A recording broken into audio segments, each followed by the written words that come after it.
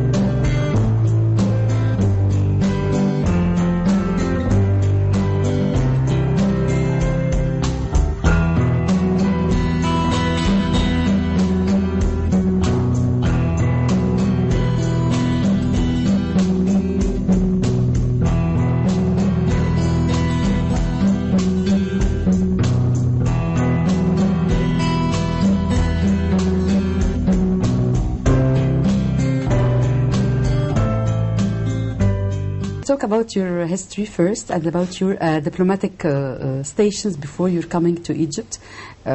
I think you worked in Syria, in Brussels, yes, in many yes. Arab countries, I saw. Yes, I started, I think my first post abroad was in Damascus and in Syria and also on the Golan. I was working with the United Nations peacekeeping operation at the time, and then I moved to Gaza. And You studied law? I studied law in Vienna and in London. Yes. And then Gaza, Jerusalem, back to Vienna, working for another organization. First in the United Nations, then the Organization for Security and Cooperation in Europe, and then when my country, Austria, when it joined the European Union in '95, I also went to Brussels, and then when I was there, I was dealing mainly with the Middle East, indeed. So you shared delegations and in Rafah, I think so. Yes, I was in 2005 when Israeli forces moved out of Gaza. I was working for the international quartet, the Middle East quartet, with Jim Wolfenson, who was the quartet envoy at the time, and our main task was to negotiate agreement that would allow the Gaza Strip to be open to the world. So the Rafah agreement was one of those agreements that we reached to make sure that traffic and people and goods could flow between Egypt and Gaza. What's your impression about your work in many organizations such as the United Nations and the European Union? It's a very good experience, and I think it affects your character, and especially because you studied law. I think it gives a special mind and a special character. I don't know. That's what you. Yeah, when you study law, of course, you learn a certain way of thinking. But when you then work in different organizations and in different countries, then you get different input, different cultural input, different ways of running things, different administrations. So you learn to live with different types of attitudes, of ways of operating. So it basically broadens your horizon. So we will talk also about the cooperation between European Union and Egypt in many fields, such as the transportation field. What about this cooperation? Transportation is very important for us because it links up with different other aspects. It links up with energy, but it also links up with environment. And the European Union is promoting the goals of the Paris Convention, the climate convention, and we want to make Europe a carbon neutral continent by 2050. But it has an impact on transport because you need to make sure that transport is not only using your car and your that is being driven by either by benzene or by diesel. So you need to find different ways in order to reduce. So there is a cooperation also in energy. There is a cooperation in electricity. Indeed. So I'll give you an example on transportation.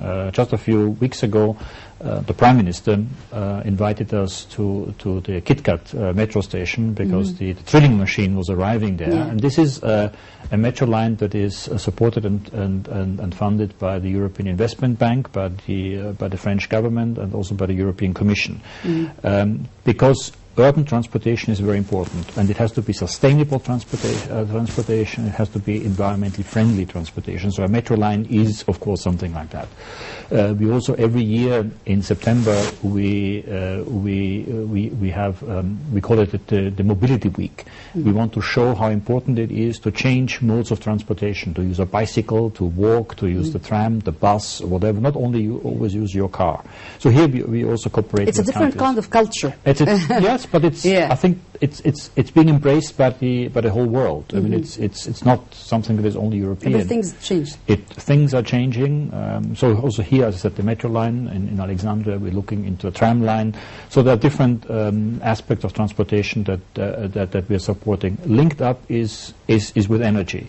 So, for example, years ago we supported Egypt in drawing up an energy strategy. Now we will most likely renew this because we have to factor in new aspects. Renewable energy, wind energy, solar like energy. Exactly. Or the development of hydrogen. I mean, these are all aspects that are new, and Egypt, I think, with its technology, with the way people are thinking and operating, it's certainly something that is of great value here. I'll give you an example. Near Alexandria, in Burj Al Arab, there is the City for Scientific Research and Technical Application, where years ago we supported the development of new technology for solar energy, new solar panels. How to store energy. So energy is there. This is one of the problems. How can you store the energy that you produce during the day in order to use it during the night? So they have come up with this idea of using liquid salt. So salt is being heated up, and then the energy is being used during the night. So these are different. So we have to use new ideas of course, to keep the new energy or new sorts of energy. Of course, and I think that many people are working on this, and this is linking up to what we are doing now in Europe. We call it the Green Deal, because we want to have a more environmental friendly. To clear the environment. Exactly. So, and there you have a lot of opportunities. So Corona and COVID, as you call it, is not only a challenge; it's also an opportunity, because we want to encourage companies to come up with new technology, new processes, invest in this type of technology. So there's also a lot of opportunity here. So in the field of energy, in the field of transport, and many all other. All of them collect. Sorry? All of them collecting with each other. Indeed. الحقيقة سعادة السفير بيكلمنا عن التعاون بين الاتحاد الأوروبي وبين مصر أو دول الاتحاد الأوروبي ومصر في مجال المواصلات، وإنه ليه علاقة بمجال الطاقة المتجددة دلوقتي، الطاقة الشمسية، طاقة الرياح، استخدام هذه الأنواع من الطاقة والحفاظ عليها وتخزينها، المشروعات الجديدة اللي بتقام في مصر واللي بيساندها دول الاتحاد الأوروبي، واستخدام المواصلات اللي تكون بالطاقة المتجددة اللي ما تفسدش البيئة، لأن الاتجاه على مستوى العالم وعلى مستوى أوروبا طبعا بيتجه إلى الطاقة النظيفة.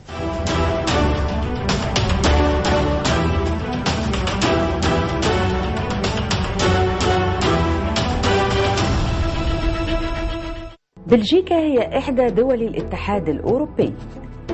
تقسم بلجيكا إلى منطقتين، الهولندية والفرنسية، وتعد متنوعة بثقافاتها والأماكن التاريخية فيها.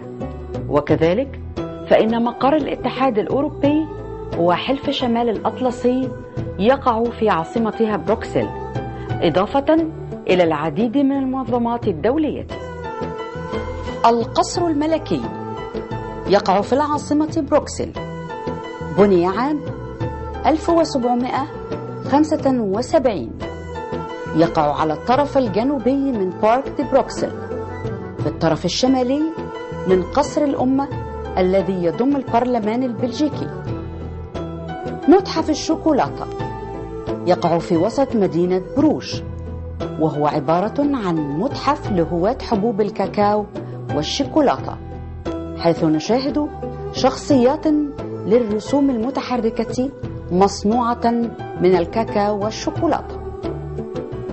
متحف الألماس يقع في وسط بروج، المدينة التي تعرف بأنها واحدة من أشهر المدن المعروفة بتاريخ تجارة الألماس، ويعتبر هذا المتحف الصغير عالم يعرفنا بدقة على تاريخ وأساليب قطع الألماس وأدوات تلميعه.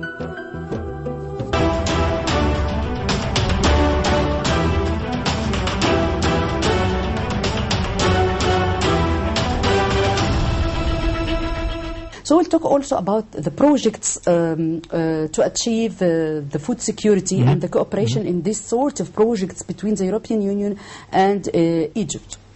Food security has different aspects. First of all, agriculture is for us one of the areas that we have been involved in for many, many years in cooperation with the Egyptian government to improve agriculture. Because when you look at agriculture, when there's a very simple statistics. When you improve the productivity in agriculture by 1%, you reduce poverty by 3%. So there's a very important correlation between agriculture production and poverty. Yes, but they're parallel, but by investing, you get more out of in reduction of poverty by investing something in agriculture. And agriculture is, of course, one of the key sectors of the economy in this country. So we have been working on not only on food security itself, but also on irrigation, on water canals, on drainage systems, and all that. And let me give you the new ways of irrigation. And yes. Let me to keep water and to save more. To save water. Yes. Yeah.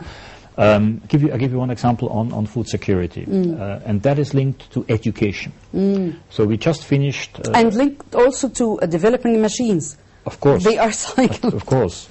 To come back to education, we just finished a project a year ago with the World Food Programme. It was a 60 million euro project that the key of it, or the center of it, was food security for families. So when you have food security for families, it's easy for them to send their kids to school. So the access to school was going up. More kids could go to school and stay in school because the food security was there, and they were receiving food. And if they kept the kids in school, they would receive that food. So that was run with the World Food Programme together with the government, and I think this was one of the most successful projects in recent years. الحقيقة سعادة السفير بيكلمني عن التعاون بينهم وبين مصر في مجال تحقيق الأمن الغذائي أو المشروعات الخاصة بالأمن الغذائي الغذائي، وان ده له علاقه باشياء كثيره جدا زي التعليم مثلا، زي تطوير الزراعه، لانه بالتالي هيحصل حفاظ على التغذيه او المحصول هيكون بكثره، هيوفر الامن الغذائي، تطور في اساليب الري، تطور الماكينات، كل ده في الاخر بينتهي الى تحقيق الامن الغذائي. So we'll talk also about the cooperation in healthcare, in education, in scholarships between European Union and between Egypt. As you said, education is a very important field to achieve many fields around there. Education, we have been working in education for quite some time as well with the government. And just let me make one point.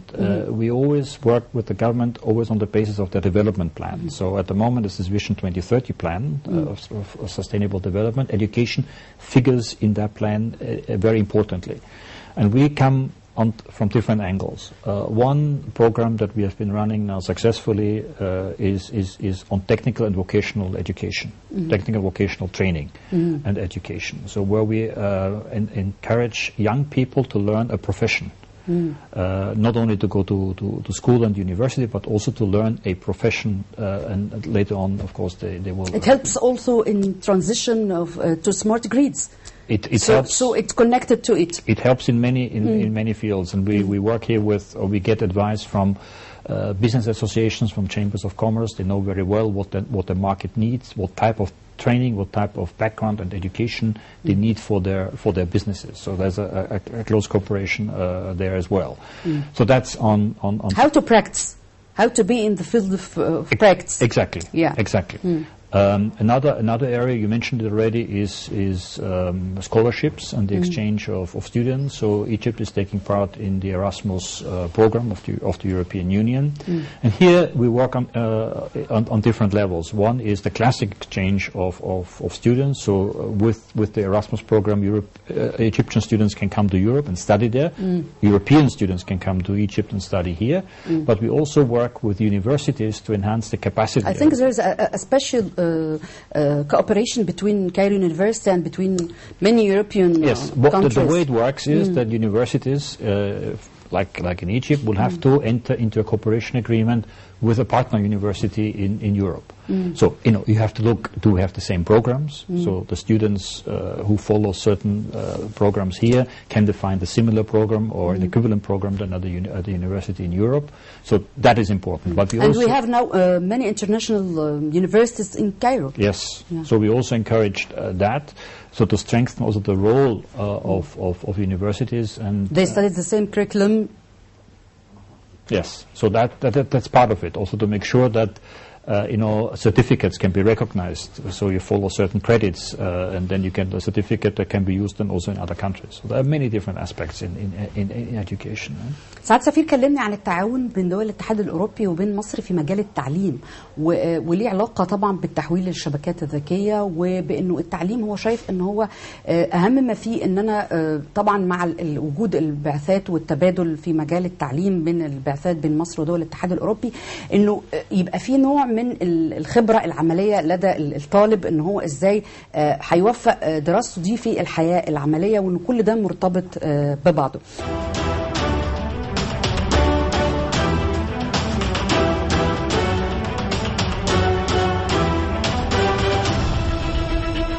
We will go to your country, Austria, and we will talk about your life, about your tradition there, about your cuisine, to give us a brief about Austria.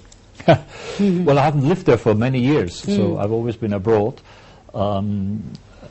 When you talk about Vienna, or when you talk about the life in Austria, there's one famous song here, as you know, from Asfahan and Lelia Alonso fi Vienna. Lelia Alonso fi Vienna. So there. Speak a little Arabic. So there you see the. I think you understand a little bit of Arabic. A little bit. I noticed that. Food. What's your favorite food here?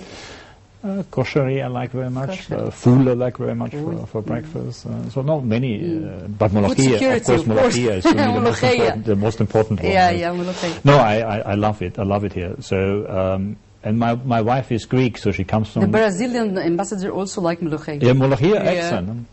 My wife comes from the Mediterranean. She's Greek, so we enjoy very much the Mediterranean food. She stay here with you in Egypt. Yes, she's with me here. She stays here. Yeah. So we'll complete our speech about Austria and about food in Austria. Well, I don't need to tell you much about... What about Austrian cuisine? Well, it has certain features. Like, for example, in Vienna in particular, there's a lot of beef that we eat, and boiled beef. That's the signature dish of Vienna, in addition to schnitzel that everybody knows, I suppose. But also a lot of sweets, desserts, cakes. I think that's what people expect when they go to Vienna. What about nature and the beauty of nature in Vienna and music and desserts? It is a very, I think 80% of the country is covered by forest and mountains, so it's a very alpine region. It has, of course, the Danube Valley, which is also very nice and famous. So there are many features there. We don't have the sea, but everything else is there. So it's a small country. But with very different aspects. الحقيقة سعادة السفير كلمني عن بلده النمسا وعن المطبخ هناك والأكلات المعروفة والأكل اللي هو بيحب في مصر. الحقيقة بيحب الفول والكشري والملوخية، يعني زوجته برضو من دول البحر المتوسط وبتحب جدا الملوخية.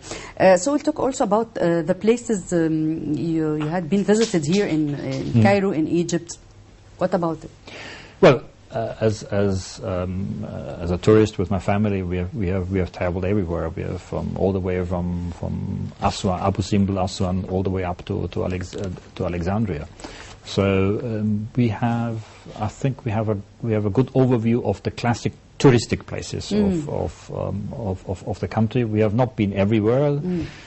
For example, one place I always wanted to go and haven't been yet is St. Catherine's in the Sinai, and the other one in Upper Egypt is Abydos. I still need to go. I want to go, but we make the point of getting out of Cairo and visit different places. So next week we will go to Minya. You have a plan?